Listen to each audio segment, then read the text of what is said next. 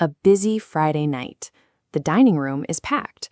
You walk up to table 4, and before you can even hand out the menus, a guest looks up and says, "I have a severe nut allergy. What is safe for me to eat?" For many servers, especially those working in a second language, this question triggers an immediate spike in heart rate.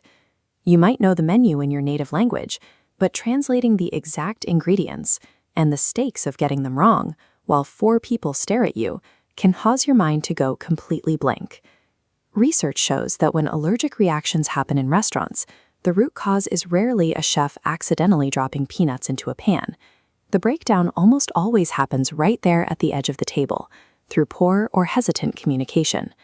But you do not need to memorize every single spice and garnish in the kitchen to keep people safe. You only need a strict, repeatable framework. A 4-step sequence of specific English phrases that removes the need to guess. By learning exactly how to respond when a guest announces a dietary restriction, you take a moment of high anxiety and turn it into a display of absolute professional control. Step 1 is training your ear to catch specific vocabulary before the guest even finishes their sentence.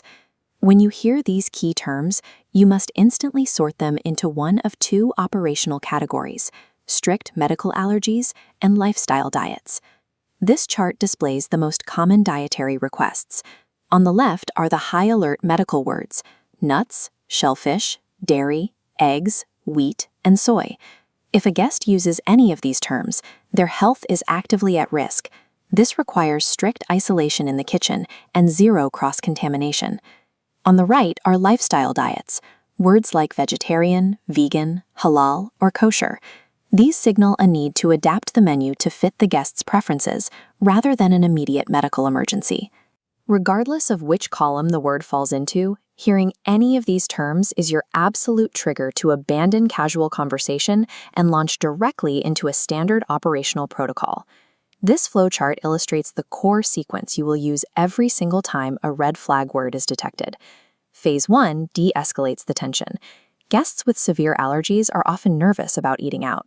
By immediately saying, "Thank you for letting me know," you prove that you take their situation seriously.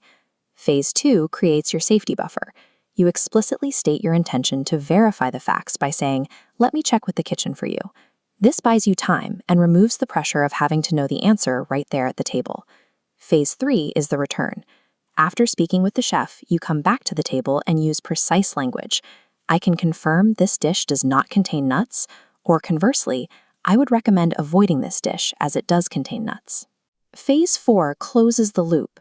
Once the food has arrived, you check back during the actual meal to confirm everything tastes good and the guest feels completely secure. Executing this strict sequence protects the restaurant from liability, keeps the guests safe, and gives you the exact English vocabulary you need to remain confident. There is a practical difference between handling a flexible request and a severe medical condition. If someone says they are vegan, your role shifts toward hospitality. You can guide them through the menu and ask, "Would you like me to check if the chef can adapt this dish for you?" This provides a great dining experience, even if the menu options are limited. But if a guest mentions a life-threatening allergy, like peanuts or shellfish, flexibility is replaced by strict verification. In these high-risk cases, it is safer to bring in extra support. You can tell the guest, "I want to make absolutely sure we get this right for you.